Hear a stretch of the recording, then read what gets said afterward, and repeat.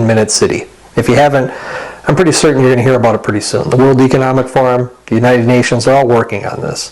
And the concept is this: a 15-minute city is that everything that you would possibly need, your groceries, your dentist, your doctor, anything that you would need would be within 15 minutes walking distance of your home. And if you go outside of that 15-minute zone that you live in, you could possibly be fined or punished. See, what they want to do is limit your carbon footprint. They want to limit the use of your personal vehicle. See, if you drive your vehicle outside of that 15-minute zone more than 100 times a year, you could be fined. This is what they're floating around. And a lot of people would say, well, that's crazy. There's no way anyone would go along with that. But I have to remind you, what did we just do a couple years ago? Everyone locked themselves in their homes. People died in nursing homes alone because their family couldn't visit them. People lost their livelihoods. People lost their businesses. Just locked away. And back then, many of us were screaming at the rooftops, saying, you know, this is all about control. All about control. It doesn't have anything to do with what they're telling us it is.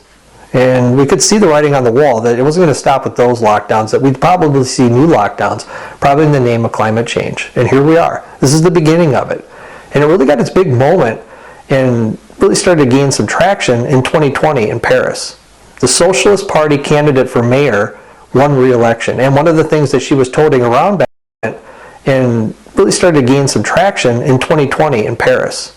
The Socialist Party candidate for mayor won re-election. And one of the things that she was toting around back then was the idea of a 15-minute city. Now, what did I just say? Who was running for mayor? The Socialist Party. And she won. You know, the socialist, communist agenda just spreading across the globe right now.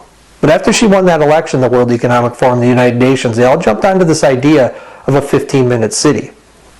And this is moving forward. Right now, in Great Britain, in the county of Oxfordshire, they're voting and proposing that if any of the 150,000 residents drive outside of their designated district more than 100 days a year, that they'll be fined £70.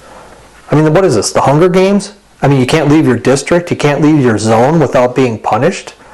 You know, what is this, communist China?